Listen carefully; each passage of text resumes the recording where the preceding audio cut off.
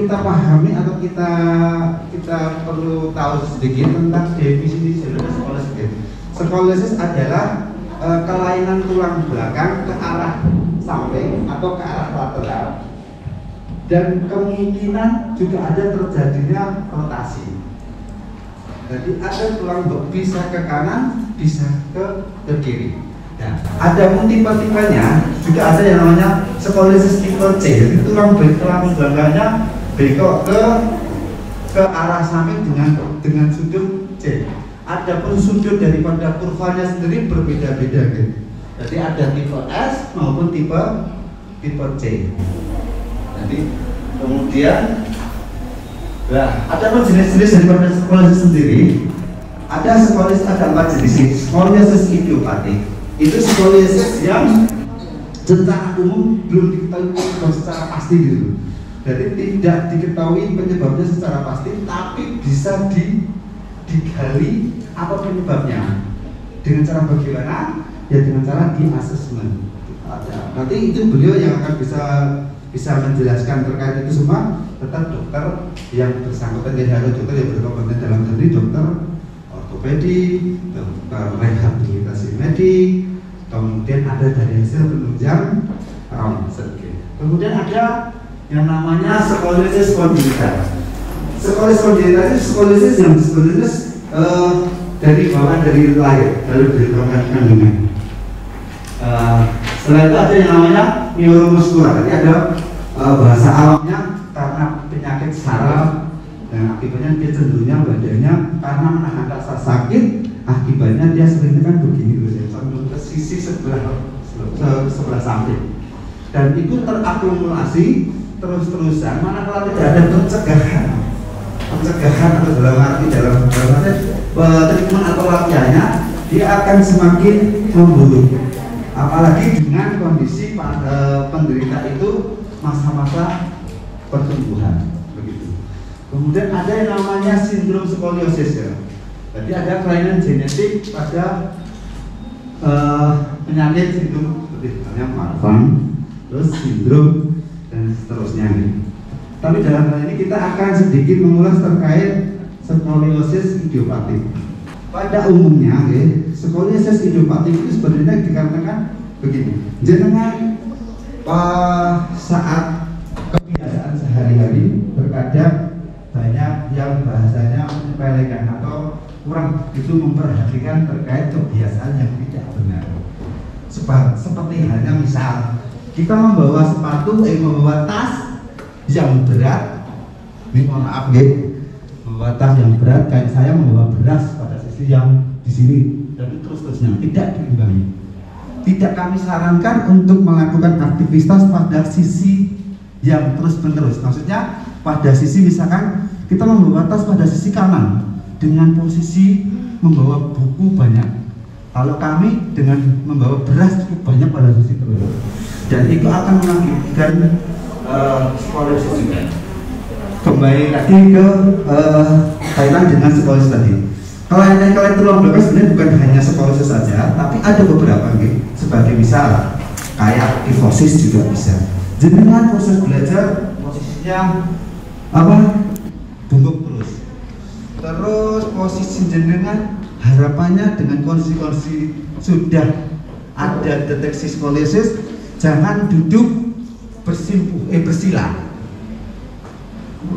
jangan. Jadi sambil berjalannya ini proses deteksi di sana, nanti kita sedikit ngobrol-ngobrol, kita adakan diskusi juga. Jadi ada bagaimana tanda-tanda skoliosis bisa diketahui dengan seperti gambar ini. Jadi bahu selevel atau simetris. Nanti bisa kan di sini ada beberapa anggota PNR tadi.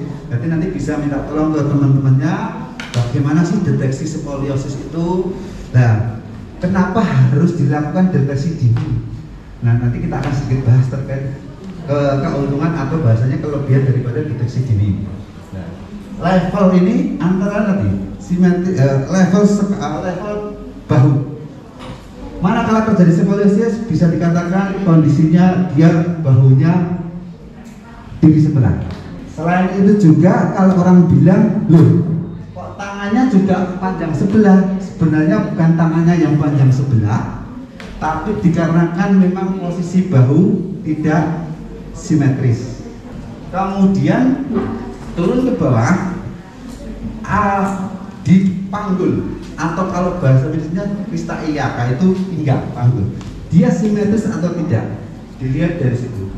Ada juga yang bisa dengan rotasi di pada bagian lutut. Kemudian turun ke bawah,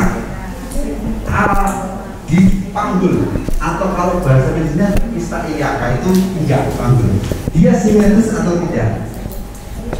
Dilihat dari situ. Ada juga yang bisa dengan rotasi di pada bagian lutut, pada bagian ini atau lututnya. Kemudian juga bisa jadi kalau perbandingannya ini yang balance itu yang seimbang itu seperti ada gambar yang ini, yang balance ini, kemudian yang ini sudah itu seperti ini. Salah satu itu lebih tinggi dari yang lain. Kemudian bahayanya skoliosis jika tidak ditangani seperti gini. Skoliosis itu sebenarnya bukan kayak bahasanya kelainan yang menakutkan atau penyakit yang mengganggu. Ini ada kebetulan dari saya. Ini salah satu pasien kami. Nanti kita bisa ngobrol. Jadi skoliosis itu kurvasolnya semakin bertambah, badan semakin miring. Ini maksudnya begini. Bahaya skoliosis jika tidak ditangani. Satu untuk jangka pendek secara otomatis kurva akan bertambah. Apa itu kurva? Kurva itu posisi tulangnya membengkong ke samping, bisa ke kanan, bisa ke kiri.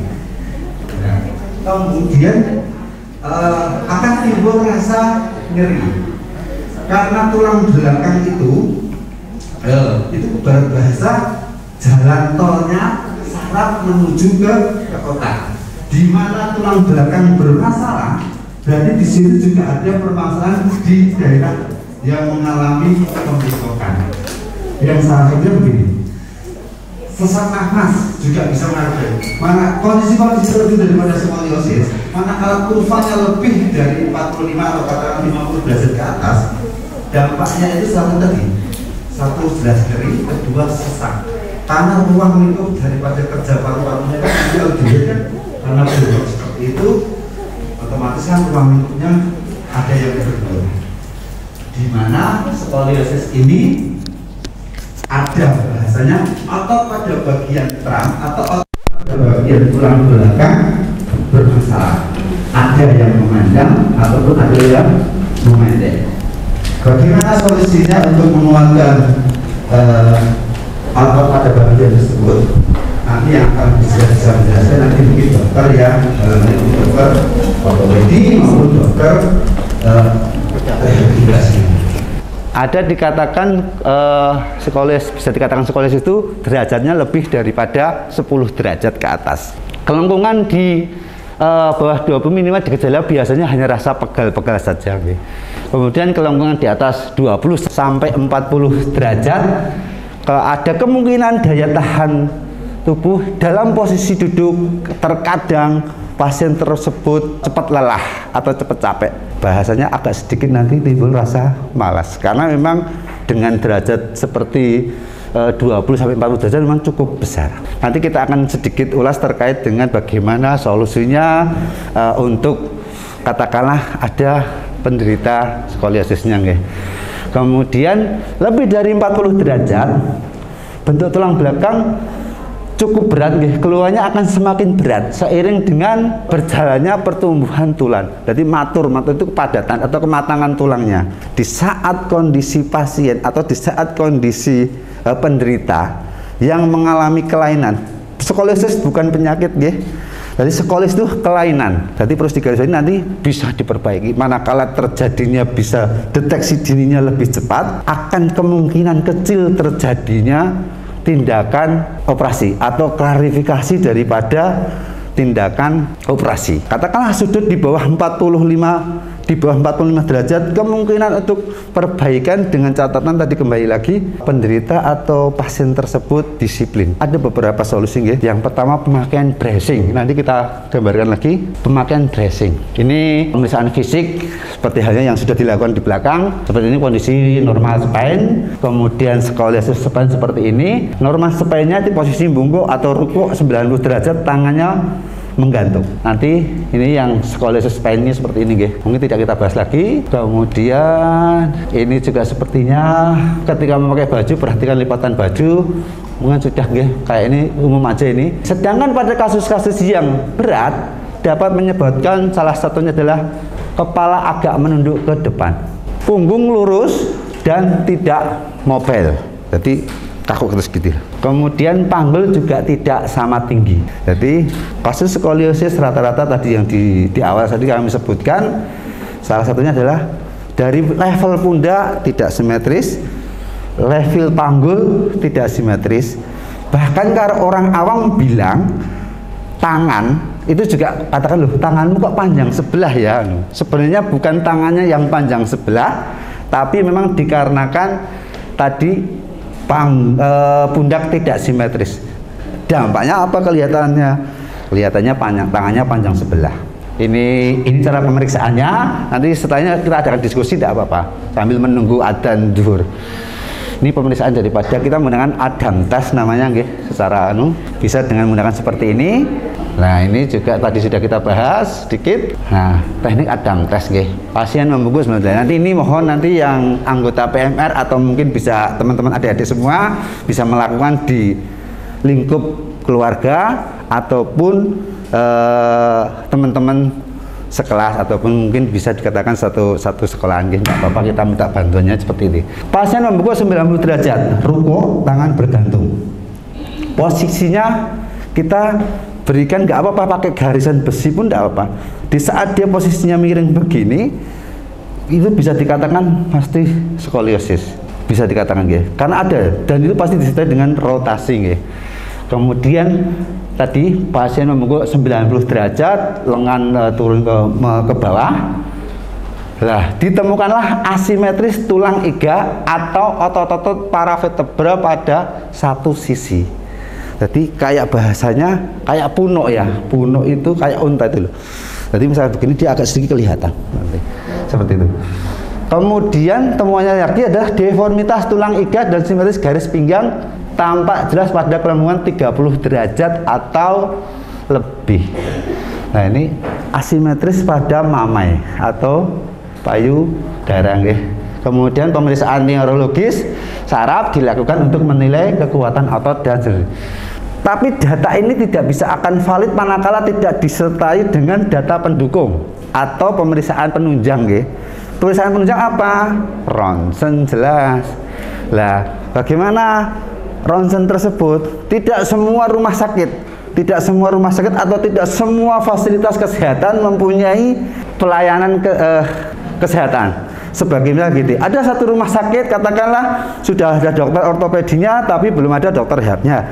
Kemudian sudah ada dokternya, belum tentu mempunyai alat radiologi yang sesuai standar apa yang kita standar daripada layanan ronsen skoliosis. Karena ronsen skoliosis berbeda. Jadi ronsen skoliosis itu dari atas maksimal itu sampai ke bawah bisa tercover. Di mana itu? Salah satunya rumah sakit Margono. Rumah Margono itu ada dokter ortopedi berkompeten cukup, ada beberapa. Dokter rehab juga ada, dokter radiologinya juga ada, tenaga ortotik prostetiknya juga ada. Lah ini sekarang kita kembali lagi ke ortotik prostetik, ya. Apa itu ortotik prostetik? Ortotik prostetik salah satu tenaga biomedis. Di mana ada sekolahannya formal di Solo dan di Jakarta. Kami di Rumah Sakit Margono sudah ada 5 tenaganya, dan mungkin kalau bisa saya katakan, mohon maaf sekali, proporsi kami baru ada, tidak semua rumah sakit ada, baru Margono dan beberapa rumah sakit, enggak sampai 5 rumah sakit yang ada di daerah baru Panglima Cakep ini belum ada layanan ortotik prostetik. Jadi manakala menemukan salah satu teman ataupun keluarga, monggo nanti bisa kami harapkan datang ke Rumah Sakit Margono dengan membawa mungkin dengan prosedur persyaratan sesuai dengan aturan yang berlaku. Itu pionernya Margono untuk layanan otopsi prostetik sudah hampir 12 tahun. Jawa Tengah bagian selatan itu ada berapa kabupaten, kami adalah pionernya. Rumah Sakit Margono adalah pelayanan dini. Jadi intinya Rumah Sakit Margono saat ini siap melaksanakan kaitan dengan layanan, khususnya profesi kami, layanan terkait pembuatan alat bantu tubuh, tapi alat bantu tubuh dalam ini konteksnya alat bantu anggota gerak tubuh, yaitu yang mengalami kelayuan ataupun yang deformitas dan yang mengalami amputasi lah katanya, tapi anggota gerak tubuh gitu. Dimana di situ kami di Rumah Sakit Margono sudah hampir 13 tahun, cukup lama sepertinya nggih. Mungkin nah ini tadi sudah kita bahas, nanti kita adakan diskusi kalau waktunya masih mencukupi nggih, baru jam. Ini metode COP sudah dilakukan tadi. Nah, ini tata laksana ataupun terapi ya. Tata laksana ataupun terapi bisa menggunakan seperti ini. Sebenarnya nanti fisioterapi yang akan lebih jelas nanti. Makanya itu kami akan sebenarnya multi profesi di sini. Nanti bisa kami undang ke Rumah Sakit Margono. Ini skoliosis bris ya. Dengan kondisi-kondisi tertentu, katakanlah penderita itu mengalami skoliosis dengan sudut COP atau sudut kebengkokannya itu kurang dari 45 derajat. Ada beberapa ahli mengatakan perempuan itu kematangannya usia di antara 17 tahun, 2. Kemudian untuk laki-laki lebih cepat malahan, 16 tahun, 2. Jadi pada seperti itu. Dan ini bisa dikatakan skoliosis idiopatik itu sekitar 80-90% idiopatik dan hampir 60-80% itu perempuan. Untuk kenapanya nanti mungkin dalam proses dalam proses untuk penelitiannya gitu. Nanti terkait kemarin relevannya seperti itu. Di tahun 2021 pakar ahli dokter di Amerika bahkan pernah mengeluarkan jurnal yang salah satunya itu ada juga 30% genetik. Jadi kemungkinan ada dari orang tuanya atau dari kakeknya atau dari mbahnya, bahkan satu keluarga pun bisa. Kakak beradik tapi perempuan, biasanya seperti itu. Nah, manakala deteksi ini bisa dilakukan sedini mungkin, untuk tindakan operasi sangat minimal karena ada treatment atau latihan skoliosis manakala bisa dideteksi sedini mungkin. Yang salah satunya apa? Ini peran kami ortotik prostetik, pemakaian bracing. Kalau orang awam bilangnya korset. Tapi korset bracing itu sebenarnya banyak macam. Jadi tinggal kamu pakai metode yang Boston, Amerika, atau Milwaukee, Amerika, Jenu Prancis, atau mungkin pakai GWB Korea dan seterusnya, ada banyak. Semua pada prinsipnya sama, nggih. Tapi yang jelas memang harus melalui proses custom atau pengukuran, di mana pemakaian bracing ini manakala tingkat keberhasilannya itu cukup besar di saat disiplin disiplin daripada pemakaian brace sangat luar biasa. Nanti kita mungkin bisa minta tolong ya Mbak siapa namanya, saya lupa ini. Ada kebetulan ibu pasien saya di sini, ada ini kebetulan ini. Nanti kita bisa sharing-sharing ya. Jadi untuk kasus skoliosis sepertinya untuk usia katakanlah bisa dideteksi dini, harapan membaik itu cukup besar. Dengan catatan tadi disiplin pemakaian, disiplin treatment atau latihan, dan tidak kalah pentingnya nanti tetap kita Rumah Sakit Margono siap. Intinya kita siap membantu terkait treatment atau latihan yang akan diprogramkan, baik itu dokter ortopedi maupun dokter rehabnya, seperti itu. Kemudian tujuannya itu jelas, pemakaian bracing bertujuan yang jelas mencegah terjadinya deformasi lanjut atau lebih parah lah katakannya. Jadi dia minimal bracing itu tidak mencegah lebih. Terus ada yang bertanya seperti ini, gimana kalau skoliosis itu udah terjadi pada usia dewasa. Tadi disebutkan kan usia 16 tahun, 17,2 dan sekian itu pasti pemakaian brace dan latihan juga ada fungsinya. Seperti halnya seperti ini. Minimal dia tidak tambah parah. Berjalannya waktu dengan menggunakan bracing dan latihan rutin, secara estetika berani dibilang pasti membaik. Kosmetik lah, jadi secara kosmetik yang sebelumnya dia condongnya misalkan ke kiri, pemakaian bracing paling nggak dia secara kosmetik level daripada pundak bisa simetris. Pemakaian bracing sangat luar biasa, nanti bisa kita sharing-sharing juga. Bracing itu sifatnya koreksi bisa dibilang pasti tidak nyaman, karena yang namanya tulang belakang dikoreksi atau ditekan itu pasti tidak nyaman. Di saat jenengan menggunakan brace atau korset nyaman, bisa dikatakan itu brace-nya tidak mengkoreksi. Jadi di saat penggunaan bracing bisa dikatakan sesuai dengan usia, itu seperti halnya 16 sampai 23 jam per harinya. Bayangin, apakah nggak tersisa? Enggak. Menurut saya bukan, tapi kita kan melihatnya hasil daripada ke depan. Karena jenengan masakan terkadang pasien itu datang ke tempat kami atau ke rumah sakit dalam kondisi kurva atau kebengkokannya sudah lebih maksudnya lebih daripada 30 atau 40 derajat. Disitulah memang butuh karena treatment atau latihan itu berbeda-beda sesuai dengan kondisi pasien ataupun sesuai dengan kurva derajat skoliosisnya, katakannya sama-sama usia 15 tahun atau 16 tahun, 30 derajat sama dengan pasien dengan usia 10 tahun itu kurvanya juga 30 derajat, treatmentnya berbeda atau latihannya berbeda. Di saat diketahui lebih dini, hasilnya akan cepat juga. Salah satu produk daripada kami di Rumah Sakit Margono, ini pasien skolisis dengan sedikit, mohon maaf, agak sedikit OB. Nah ini, seperti ini, kurang lebih alatnya seperti ini. Nanti kita lihat hasilnya seperti ini. Ini bracing, nih. Ini ronsen tanpa menggunakan bracing. Bisa dikatakan ronsen ini kebengkokannya hampir sekitar 38 sampai 40 derajat. Ini pasien kami sekitar 2 minggu atau 3 minggu yang lalu. Saat ini Margono masih ada ada pasien baru kemarin kita cetak, masih ada ini. Jadi contoh daripada bracing tadi, ini dia ronsen tanpa menggunakan bracing. Yang sebelah mana ya ini? Kiri, sebelah kiri. Kiri itu menggunakan brace, sangat jauh berbeda sangat jauh berbeda. Tapi ini menggunakan bracing, gitu loh. Di saat menggunakan bracing itu bekerja sesuai dengan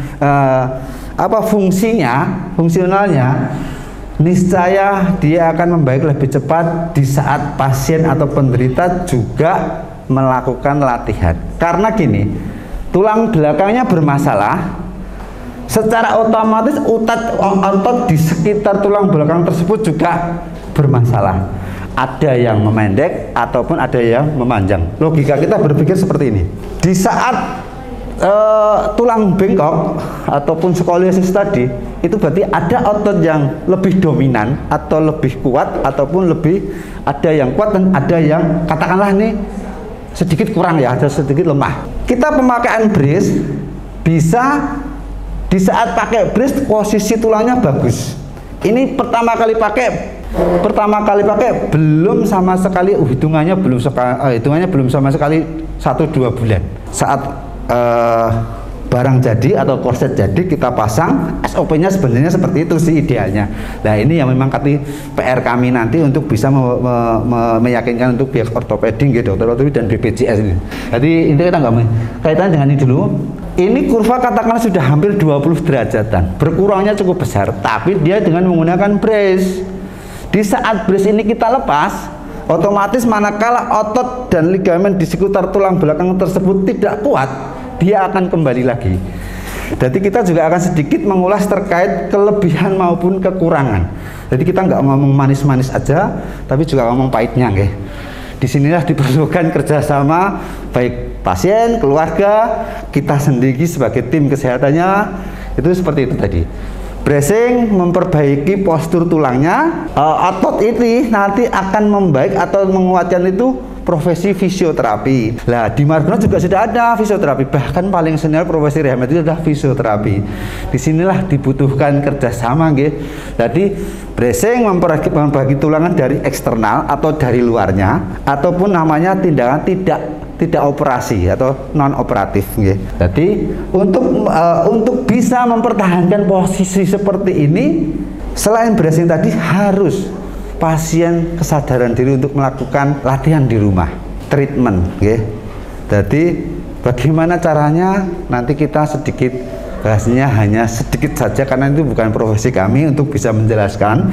Yang jelas nanti dokter ortopedi, dokter rehab medik maupun fisioterapi yang mungkin bisa lebih jelas terkait bagaimana untuk bisa menguatkan otot-otot pada bagian terang karena memang berbeda. Skoliosis kami tidak menyarankan untuk melihat YouTube karena di YouTube itu secara umum, tapi kalau alangkah baiknya jenengan tetap datang ke rumah sakit atau ke fasilitas kesehatan di mana di situ akan dilatih sesuai dengan indikasi daripada pasien.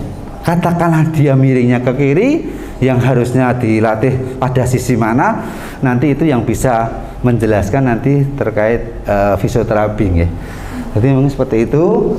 Ini ya antara lain ini apa yang diperbolehkan untuk aktivitas olahraga. Berhenti. Peregangan ringan, boleh monggo jalan-jalan silahkan. Berenang bagus. Yoga bersepeda juga bagus. Nanti kita juga usahakan seperti ini gerak-gerakan. Coba ini secara umum, tapi kami tidak menyarankan mengikuti YouTube. Kami tetap menyarankan dengan tetap konsultasikan ke yang ahlinya. Dalam hal ini nanti mungkin dokter rehabilitasi medik dan fisioterapi, nggih. Nanti kaitan dengan tulangnya dokter ortopedi, nggih.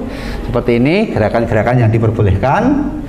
Nanti kemudian mengapa skoliosis perlu segera ditangani? Tadi sudah kita bahas sedikit. Ini pada rata-rata pada usia-usia remaja, nggih, puber. Jadi antara usia bisa dikatakan 6 bulan sebelum atau 6 bulan sesudah datang bulan, terkadang sudah ditemukan. Kecuali tadi skoliosis kongenital, skoliosis neuromuskular maupun skoliosis yang tadi.